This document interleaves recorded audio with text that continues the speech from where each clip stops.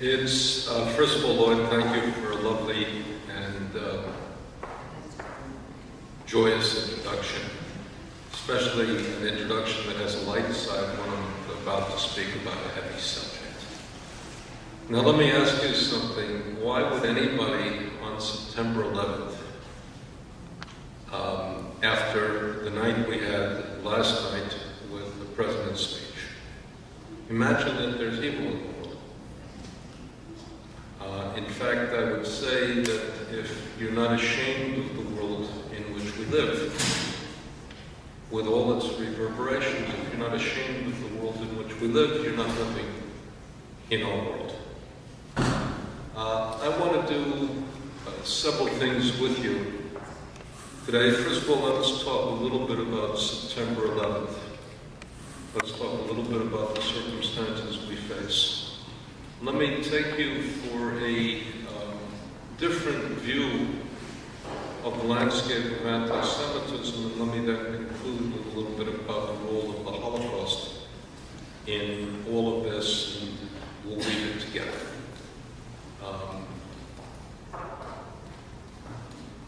Some of my colleagues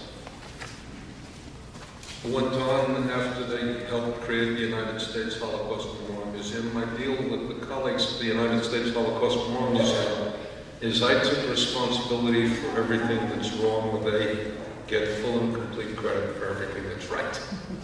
They liked it that way, and this way they weren't afraid of gambling and making a mistake. And if you create big, you have to not be afraid of reaching a little bit larger. Some of my colleagues went on to deal with the 9/11 Museum in New York. And therefore, we've been involved in grappling with 9/11. And they took a very extraordinary theme as they dealt with 9/11. And it's an interesting thing because it's the only conclusion we have to 9/11. The thing that they have, which is also part of the memorial, is the paradox that you experience if you go to Europe. If you go as a Jew to Eastern Europe, you grapple with a very interesting paradox. It's what I call the presence of absence and the absence of presence. To give you a sense of it in a very peculiar way, you see the places where Jews once dwelt. They're no longer there. And if you see the places where Jews once dwelt and they're no longer there, you feel the absence, which is the presence of absence, and then you feel the absence of presence, meaning, who are these people? Now you have a different sense of it, for example, if you go to Morocco, and you realize that the empty synagogues and empty schools and empty sites are people who now live in Montreal and in Paris and Jerusalem and in New York, because they are present somewhere else, just not here. In Europe, the absent Jews are present in their absence. They developed this as a very interesting theme for the memorial itself in New York. What do you have in New York? You have essentially the empty footprint where once the Twin Towers stood. The building's footprint, the building's print, is there. It's now these two great memorial pools, which go deep and contain the names of all of those who died on that day. And New York itself has the absence of the presence of the World Trade Tower. In a very interesting way, for many years it had the two light beams that came forth from two sides that intersected and showed you that. And then you dealt with really the absence of presence and the presence of absence. It becomes personal. We did the film that Lloyd mentioned, One Survivor Remembers. And when we did that film, Gerda Weissman-Klein, whose story she tells a wonderfully small story. Her brother was sent off to slave labor, and she said, "My mother didn't make his bed for the longest period of time, because because she didn't want to lose the imprint of his head on the pillow. That's what I call the presence, or the presence of absence, the indentation that you leave on the pillow you left behind. You want to experience 911 in Jewish terms, think of this, that we are now experiencing the last range of bar mitzvahs and bat mitzvahs of Jewish kids who never got to see their parents, one of their parents. 13 years, the kids who either were little kids when their parents were killed, or dead, or parents were dead before they were born, are now having their bar mitzvah, and there will be an empty seat in every one of the synagogues as the last of these children are bar mitzvah.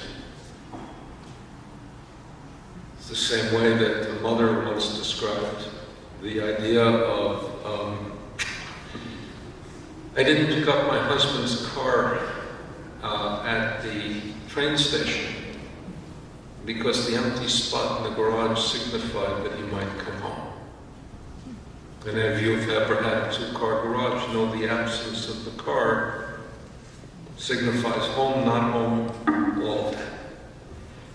So they dealt with the question of the absence of presence, and they made it into, and the presence of absence, and they made it into an incredibly human story. If you go to the 911 Museum, the most powerful thing is not going to be what you see, though what you see is enormously powerful. The most powerful thing that you're going to do is to listen to the voicemail of the last messages that fathers send to their wives and children, that wives send to their husbands. One of them left on the voicemail is, "We're not going to make it, I'm going to die. But before I die, I just want to tell you that I love you, I love your children, I love our children, and that being married to you is the most meaningful and most important, and having children together is the most meaningful and most important thing in my life. I love you, I love them, I love the life we had together. You're strong, you're going to have to carry on without me."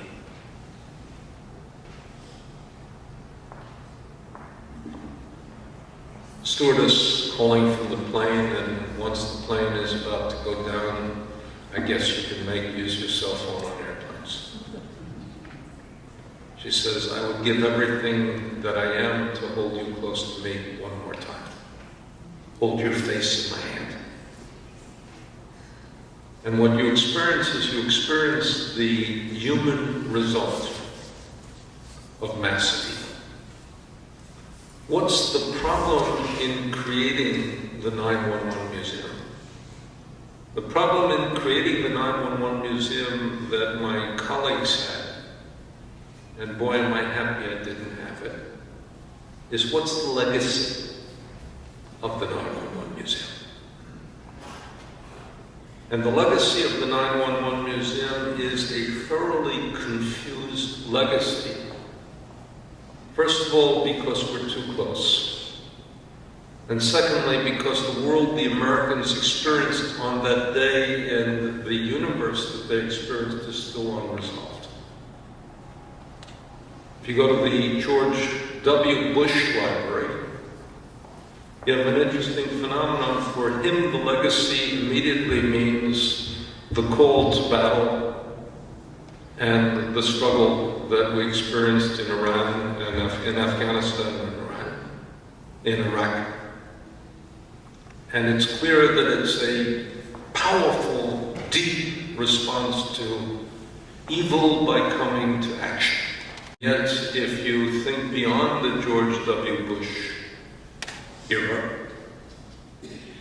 then you get to the question of what do we then do? How do we then live in a world in which all of that unleashed its unintended consequences in the incredible world in which we live?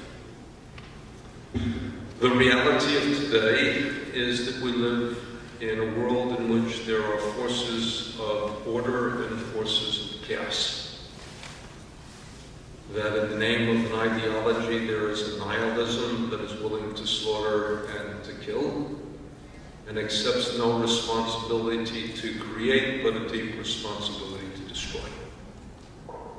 And it takes many forms. It's fueled by religious hatred and fanaticism. It's fueled, ironically, by a sense of a non-moderating and militant form of Islam. And we don't know what that means, and we don't know how to respond to it.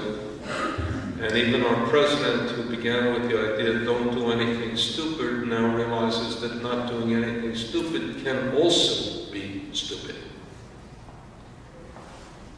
And therefore, we are still part and party to the question of what's the legacy of this event, beyond the presence of absence, the absence of presence, and beyond the question that Americans experience, that Jews know all too well, which is the experience of vulnerability. And the real sense of vulnerability that we're no longer immune and we can be victimized, and it can happen here. So they didn't know how to conclude. And they still don't know how to conclude. And there was a simple, in one sense, a simple narrative.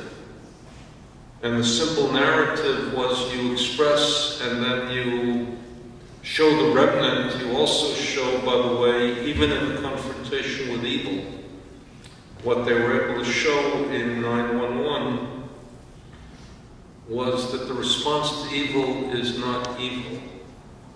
The response to evil sometimes brings out the greatest nobility in human beings. The people who walked into the buildings to rescue, to save, to heal, many of whom ultimately paid with their own lives. And the sense of a community drawn together, and if you can overcome the cynicism of New York, to feel the sense of unity. But what happens after that, that's the confusion. Keep in the back of your mind, in the real back of your mind, that if you write the legacy of the Holocaust, and we'll talk about that a little bit later, you have to write it in a very different way today than you might have 20 or 30 years ago. Both on one sense enormously positive, on another sense deeply depressing, but we'll come to that. Let me take you for a moment to, and I'll link all of these together in a little bit. Let me take you to a moment of anti-Semitism today in the world. And that is where we're the objects of that hatred. Let me begin by saying that I am going to describe a problem, and I'm going to tell you there is a great Jewish quipster. There was a great Jewish quipster by the name of Milton Himmelfarb. Milton Himmelfarb was the director of research for the American Jewish community in the second third of the century, and he came up with two incredible lines. His first line was that Jews live like Episcopalians and they vote like Puerto Ricans. And we would have to add the commentary, Jews vote like Puerto Ricans who were Puerto Ricans used to vote, because there's been some change in that. His second line is the easiest way to get booed by a Jewish audience is to tell them that anti-Semitism is less serious a problem than they think it is. So I'm not going to tell you it's a less serious a problem, I'm going to tell you it's a different problem than you think it is. Let's take the largest tour of the horizon, and then go to very specifics. If you were writing from the perspective of a half century, You say the most incredible thing that's happened is that anti-Semitism that has been rejected in the West, and most especially transformed within Christianity, has migrated to the Islamic world. And now it's remigrating back to the Europe that rejected it. And even the elements of anti-Semitism that came out of Christianity are reasserting themselves in Islam where they're alien. And now they're ironically re-importing it. Themes, for example, let me give you a simple example, the Blood Bible. The Blood Bible makes theological sense in Christianity. What is the central claim of Christianity in worship? It's essentially the reenactment of the crucifixion of Christ. The reenactment is, especially if you believe in transubstantiation, and by the way, I may say some of this afternoon in a Roman Catholic institution. The reenactment is you are consuming the body and blood of Christ. Lord help them when they learn theology from a rabbi, Christian theology from a rabbi, but that's a different problem. You're reconsuming the blood and the body of Christ. You're saying, this is my blood, this is my body. That's the wine and the bread. We know where they get the wine and bread, but that's the wine and bread. So it makes theological sense that essentially the slaughter of the innocent would be essential to the redemption of people from sin, and to the bringing on of the spring in the calendar. That's what happens. Christ was crucified, Jesus was crucified on Easter, Passover, and the reenactment of that is consuming and eating the blood. So if they imagine somebody else would do that in their religious faith, that we would do that for matzah, it makes sense in Christianity.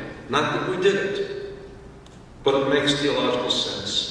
Makes no sense in Islam, which has nothing near that in its religious core, no central drama like that, no central ritual like that, not even the sense of bread and wine as part of the worship. How did it migrate there? And you have a whole range of other things that migrate. Now let me teach you a very important distinction to understand.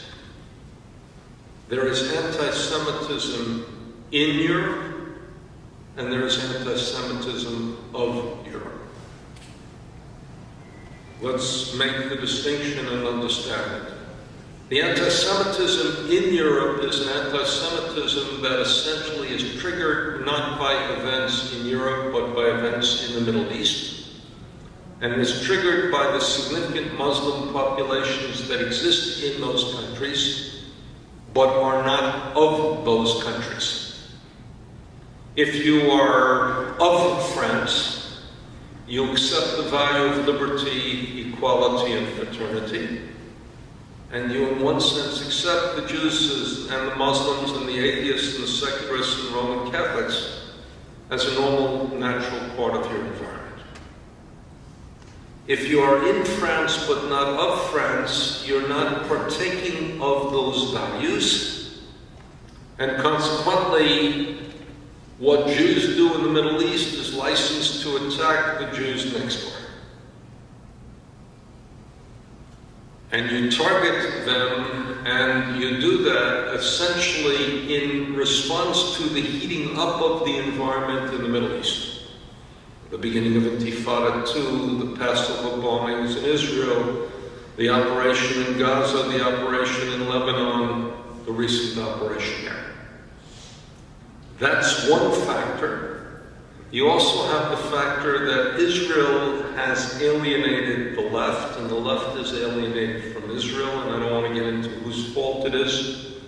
But essentially, the Islamic fundamentalists who are in the country but not of the country have joined forces with the left wing to oppose Israel, and almost as they get angrier and angrier to oppose the Jews. What then is the good news? And hear me, because I'm going to tell you two pieces of good news.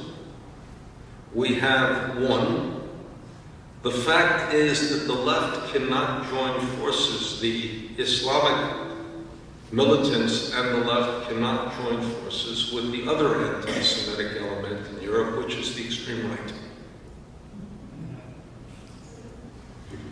If you're anti-immigrant, you can't join forces, and you may be anti-Semitic. In Hungary, you have a neo-Nazi. In Greece, you have a neo-Nazi party. If not a Nazi party, in Hungary, you have a neo-fascist party in the government. But you can't join forces with those people whom you are opposing and deeply opposing. Which means that you can't have a coming together of the forces that would lead to real, extreme, extraordinary, profound, overwhelming dangers.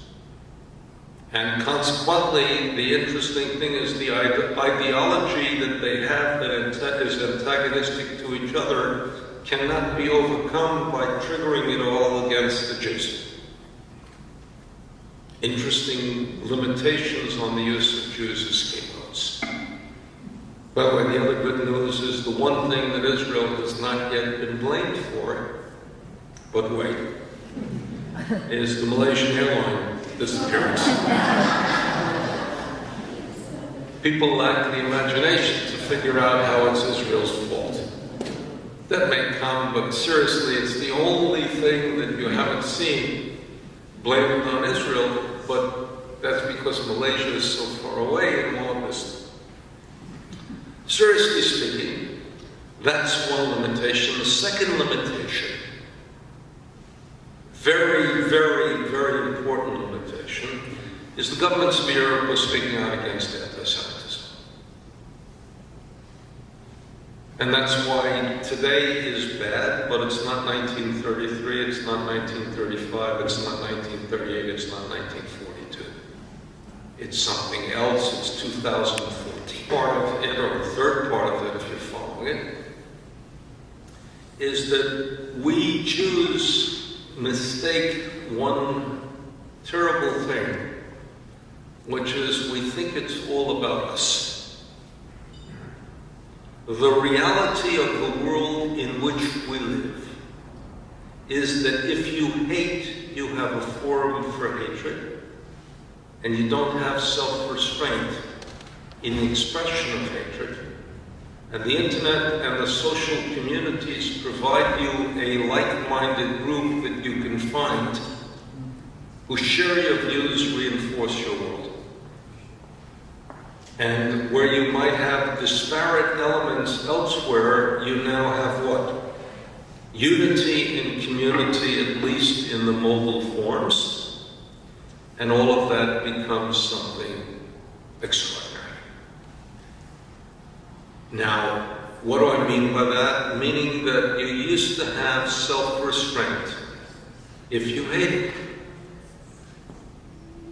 And we live in a climate where everybody now feels free to hate. And if you look at the history of American anti-Semitism, and we'll come to America in a moment, you look at the history of American anti-Semitism, you find something remarkable. And I was seeing this in somebody's office, there's a 5-volume series on Jewish history in America. And the volume that deals with the post-war thing is by Johns Hopkins University Press. And the volume that deals with the post-war begins with the fact that in 1945, Bess Meyerson was named Miss America, and Hank Greenberg became a national hero. The guy who in 1938 they were afraid would be the Jew to break Babe Ruth's record, and had massive anti-Semitism. How can you break the Babe's record? And I know I'm speaking in Milwaukee. Hank Aaron faced the same thing as he was breaking Babe Ruth's record. How can a black man, and that was the polite way of saying it, break this white icon's record? And he needed police bodyguards because that was the nature of the attack, the vehemence. But the reality is that in America from 45 through the late 60s, in the late 60s, if you were an anti-Semite, you didn't express it in polite company because it meant the Holocaust. And consequently, many of us grew up in a world in which anti-Semitism, even if it was there, was not what? Said, heard, loud. That started eroding with the tension between African Americans and Jews in the urban cities. And by the 1990s, it had eroded enormously. Let's talk for a moment about the United States. Anti-Semitism. You won't believe it, and I will prove it to you in 2 minutes. The single most popular religion in America is Judaism. Now, to really understand that, you'd have to say it's the single least unpopular religion in America. Demographically. Let's begin in the following way. Roman Catholicism presents two problems in the American universe. Number one, deep erosion of trust in its leadership by the Roman Catholics who feel that the sexual scandals have been covered up by their most noble figures. You can't measure what that means with the loss of authority. By the way, the degree to which they have the most exciting religious leader in the world, and the Pope, will only be measured by the degree to which he shakes up the bishops. And believe me, the bishops are shaking with this Pope because they've moved into a theologically conservative thing, and they have a guy who is open and interesting, and also, imagine this, a Pope who took a bus back to his hotel after he was elected Pope. And by the way, who paid for his hotel? Had he stayed at a Hilton, you can't believe that the hotel would have accepted money. They would have comped him, and then they would have developed a papal suite. And everybody with an important business meeting would have wanted the papal suite the night before. And a couple of guys with their mistresses who want to revolt against the church would want the papal suite as well. And don't bother changing the linens. But the Pope's shaking up things enormously. But Roman Catholicism suffered a deep erosion of authority. Plus the idea that the two issues, abortion and birth control, that they're primarily active in the public sphere, they've lost the trust of their own population because Roman Catholics use contraception in exactly the same numbers as non-Roman Catholics and have abortions in dramatically similar numbers. And therefore, Roman Catholicism has a problem. Protestantism is deeply, can you hear me? Mic went off. Protestantism is deeply divided between liberal Protestantism and evangelical Protestantism. And the two of them are not getting along with each other, and consequently there's a deep opposition within the segments of the community to each other, which includes a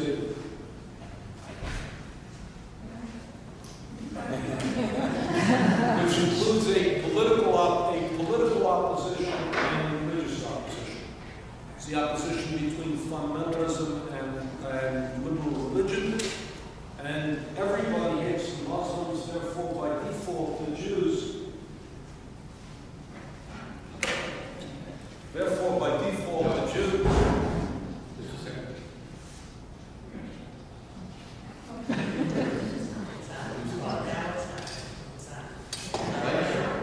Like some, but not. Keep going. I can carry on. I'm just speaking. Therefore, by default, the Jews are the most popular religion, meaning the least unpopular. Now, that presents an interesting problem for the Jewish community, because we are perceived by the rest of the world as part of the white majority and a privileged part of the white majority.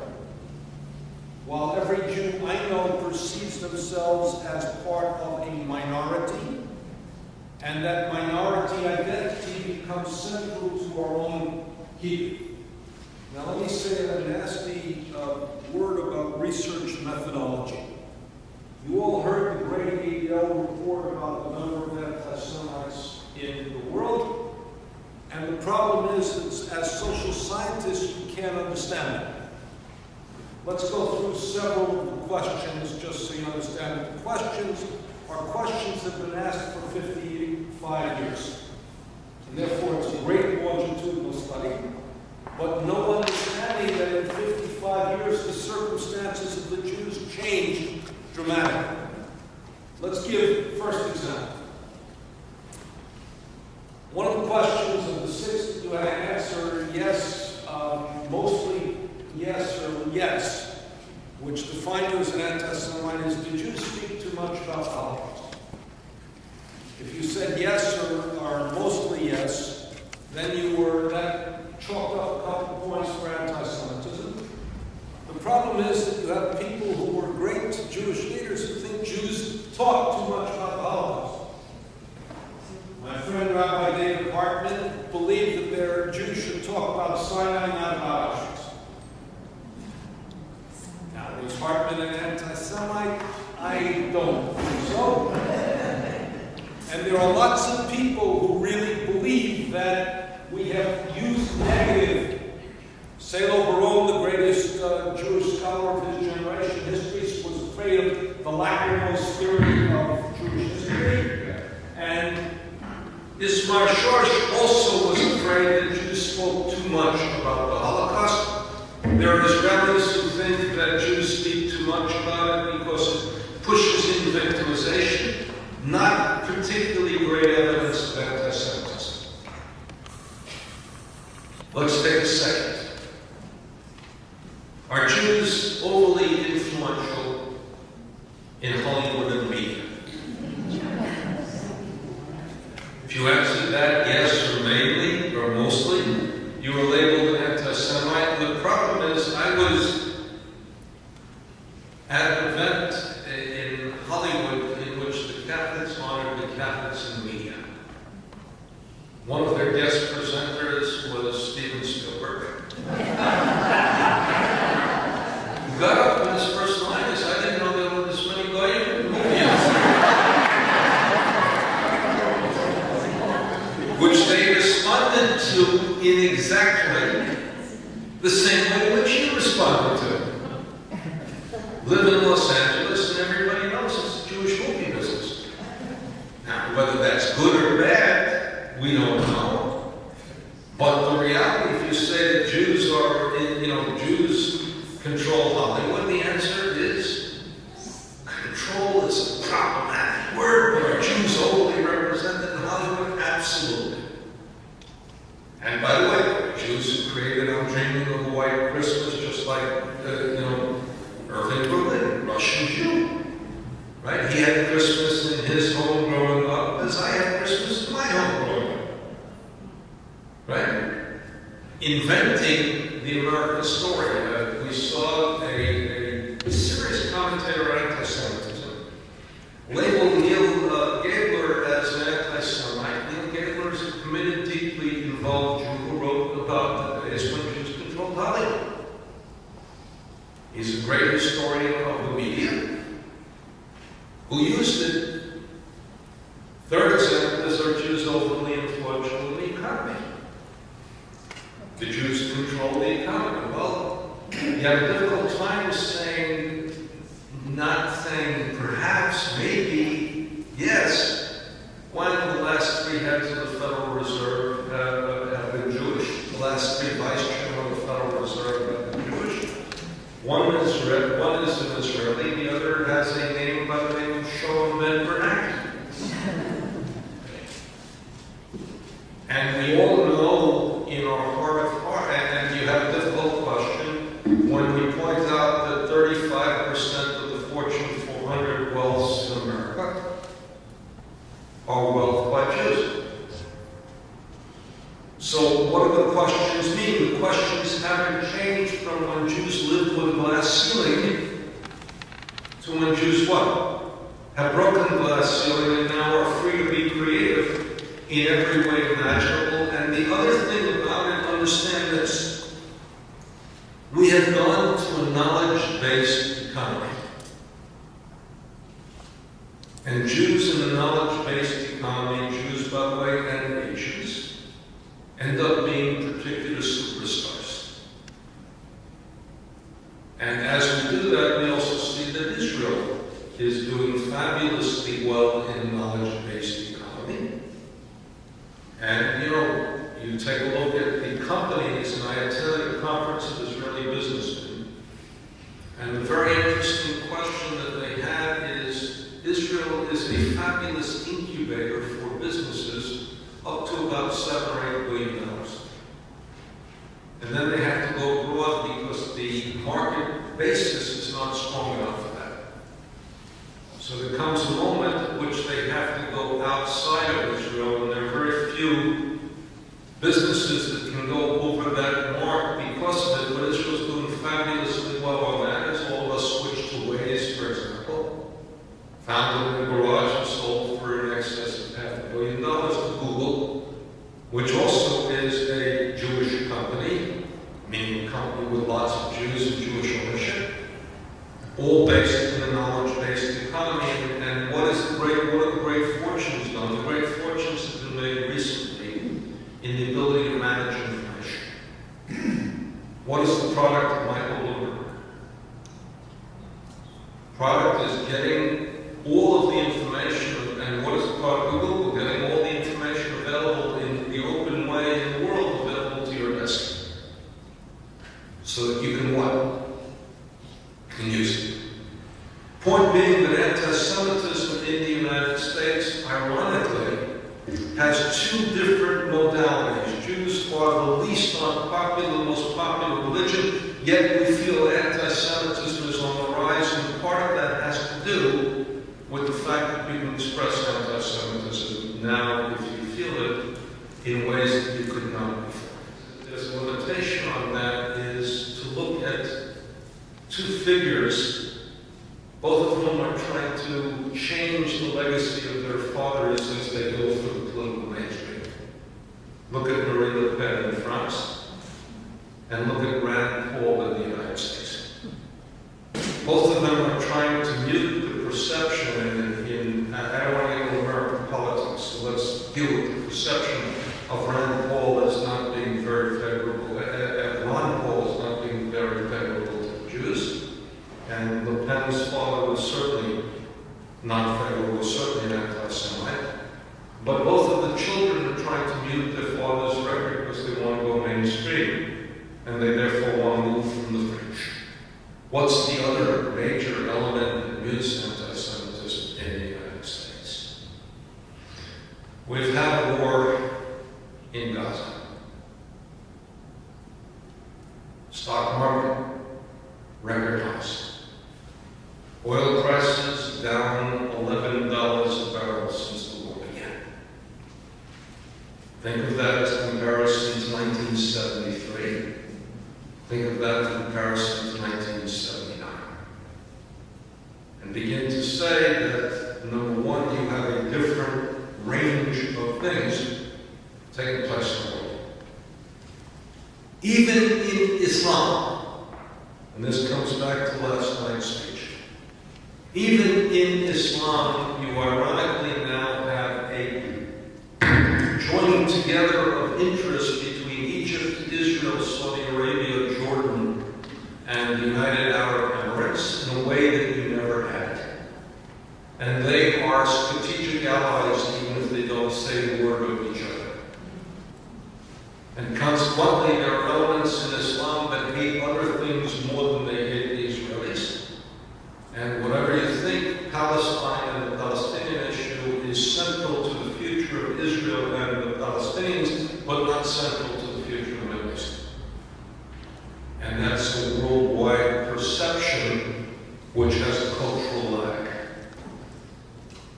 Now, let me link that back in 3 minutes to the Holocaust and then leave myself open to questions. We thought that the narrative of the Holocaust was going to be a simple narrative. The narrative was, elements of the narrative being extraordinarily positive.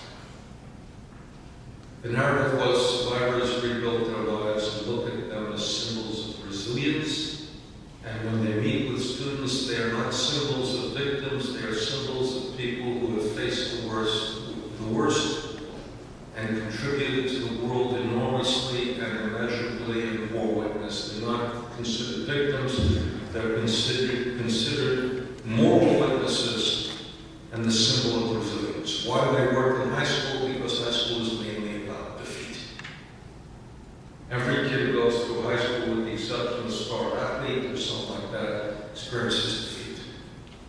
At the last shot in the ball game, I blew the shot. I want to die. My kids come home from high school and say, this was the worst day of my life, and I say, I hope so.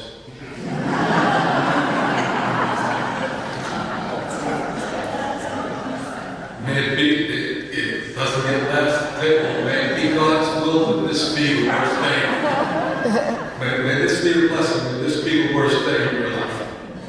Right? There are bad days and there are bad days. High school is about defeat, and what this represents to everybody is you can overcome it. We thought that Israel was the answer to the Holocaust. We think it's the question we have to have. We thought originally that Israel was going to be the solution to three problems. Zionism believed that Israel would solve the problem of anti-Semitism, and it looked like that for a while. We now see it can quench the fires, but can also fuel the flames. We thought that it would end Jewish vulnerability, and we see now Jews vulnerable even though they have power. We also thought that Israel would mean that Jews are independent, but Israel became independent precisely as the world became interdependent. And the reality is there's a tension within all of our vocabulary between independence and interdependence. But we live in a world, why is the president going with all of these coalitions? Because we live in an interdependent universe. Economies are linked, societies are linked, global communication. Everything else in Israel discovers every once in a while. You can't say anything in Hebrew that's not understood by everybody else. What does that mean to the Holocaust? It means the legacy is much different. And the legacy is not a resolution. The legacy, and we also thought that never again meant there would be no genocide again. Tell you a story with this and one of them remarkable. I had breakfast last Sunday with the leader of the Son Museum Center, who is the Museum of Tolerance, who's going to Korea to speak about the role of museums of peace. And she said, all I can say is we failed. So I began our conversation by saying, there's a joke with the rabbi. Rabbi goes, man dies. Rabbi goes and listens to the story of the family is trying to create a eulogy. He listens very intensely, and he's there for an hour and a half. Nobody said a nice thing about the person. He turns to the group and he says, look, tell me something good about him. And all of a sudden, the family that has been talking out loud, absolute silence. He repeats the question, says, tell me something good. Finally, an old uncle chirps up, his brother was worse.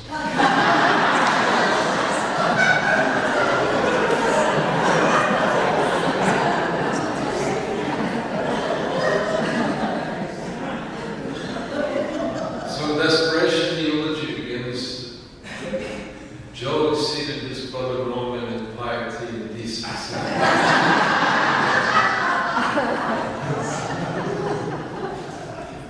And everybody did not laugh because you don't laugh at eulogies, but they rolled their eyes and understood. If we didn't do what we did, then the idea of genocide as a crime would not really be known. The idea that we have responsibilities in a global universe where our direct interests are not at stake wouldn't be understood. We wouldn't have a president of the United States who said that his greatest Palestinians were standing idly by with Rwanda. And that's very good. We wouldn't even have people who were afraid to utter the G word, the genocide word, because genocide means activism and means that you can't stand idly by, and the world would be worse. Now, what's intriguing about that is it means that essentially we have succeeded in part of our mission. Part of our mission was to tell the story so that other people would be warned and responsibility would be deepened and commitment would be enlarged. But it's not a magic bullet. It's an ongoing responsibility. Let me conclude with a line that I really believe should be emblazoned in every Holocaust institution in the world. It's a line that a couple from Sachsenhausen, a prisoner foreman from Sachsenhausen, used to tell arriving prisoners what they were about to face. And he concluded with the following verse. He said, "I have told you this story not to weaken you, but to strengthen you. Now it's up to you." When we teach the Holocaust, we can't teach the Holocaust and share the story of the Holocaust because we want to teach people it's a miserable world. That they learn every hour of every day, unfortunately. But what we want to tell them is it may be a miserable world, but it doesn't have to be a miserable world because of 100 million billions of us, one by one by one. It really depends on us and how we transform a trust integrated pieces. Let's take questions now.